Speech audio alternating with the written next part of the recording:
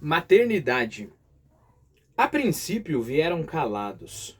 Quando muito, Natividade queixou-se da igreja que lhe sujara o vestido. Venho cheio de pulgas, continuou ela, porque não fomos a São Francisco de Pádua ou a Glória, que estão mais perto e mais limpas?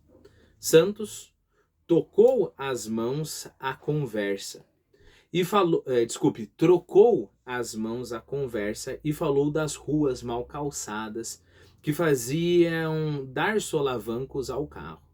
Com certeza quebravam-lhe as molas. Santos trocou as mãos à conversa, né?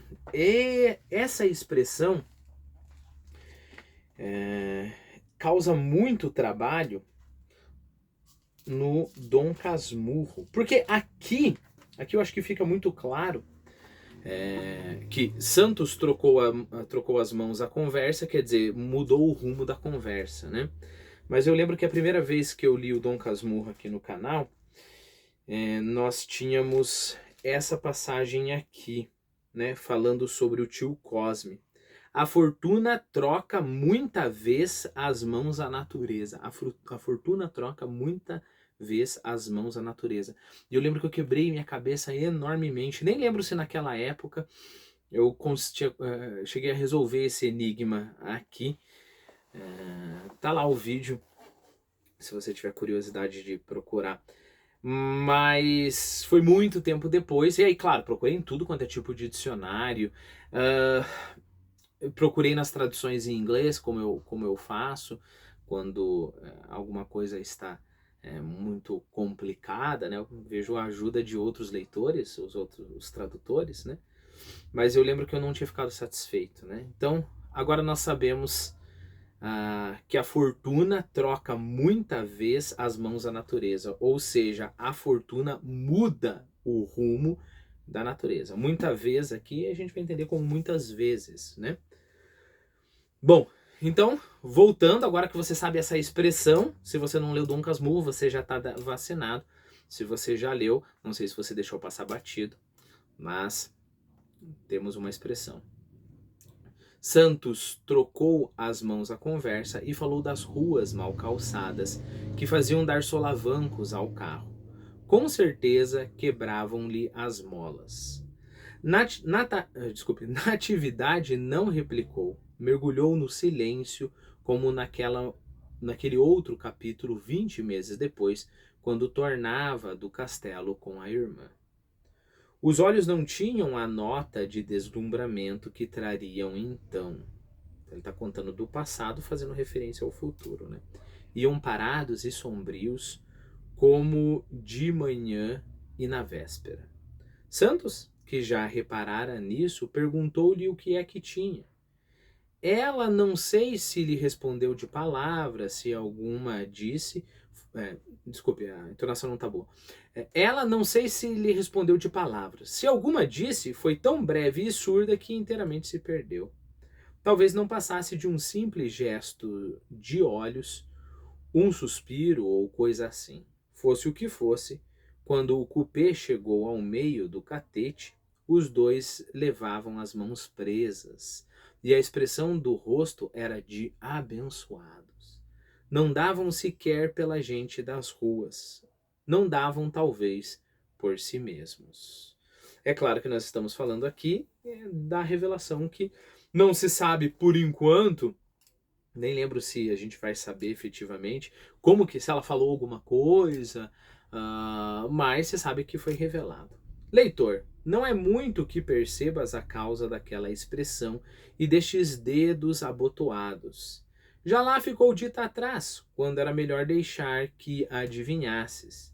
Mas provavelmente não adivinharias, não que tenhas o entendimento curto ou escuro, mas porque o homem varia do homem, e tu talvez com igual expressão simplesmente por saber que ias dançar. Desculpe, faltou uma palavra. E tu talvez ficasses com igual expressão simplesmente por saber que ia dançar no sábado. Então não é que você vai ser burro, né? Se eu tiver que explicar para você o que aconteceu, o narrador está falando. Mas é que, bom, tem gente que faria esse olhar porque ganhou matraquinas, né? Então eu tenho que explicar. Há uma pontinha de ironia aqui, né? É claro que, hierarquicamente falando, você descobrir que vai ter um filho é milhões de vezes mais importante do que uma dança no sábado. Seja você quem quer que você seja.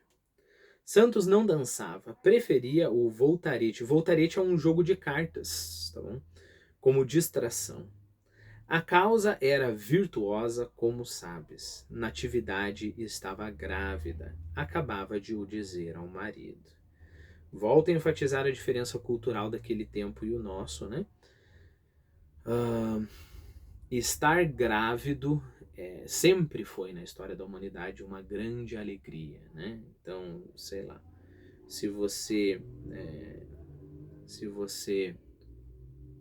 lê o Velho Testamento, você vai ver que a mulher, quando não conseguia ter filhos, ela se sentia desprezada, né? A mulher de Abraão foi assim, né? Abraão tinha lá uma concubina e que conseguia ter filho, e a Sara, a mulher de Abraão, não conseguia, ela se sentia desprezada, né? Então sempre foi assim, inclusive século XIX inteiro, inclusive, sei lá, até o meio do século XX, né? Foi aos poucos que foi entrando essa ideia de que ter muitos filhos é uma coisa ruim, né? Mas sempre foi uma grande bênção, né? E não só isso, justificando a frase aqui do narrador, a causa era virtuosa, é uma virtude, né? Para um católico, como é o caso dos dois aqui, né? É um ato de amor supremo e um ato de sacrifício também, né? Basicamente, não vou poder ir na balada todas as noites, não vou poder fazer aquela viagem que eu ia poder fazer, vou ter que me sacrificar por uma outra criatura, né? Aos 30 anos não era cedo nem tarde, era imprevisto. Santos sentiu mais que ela o prazer da vida nova.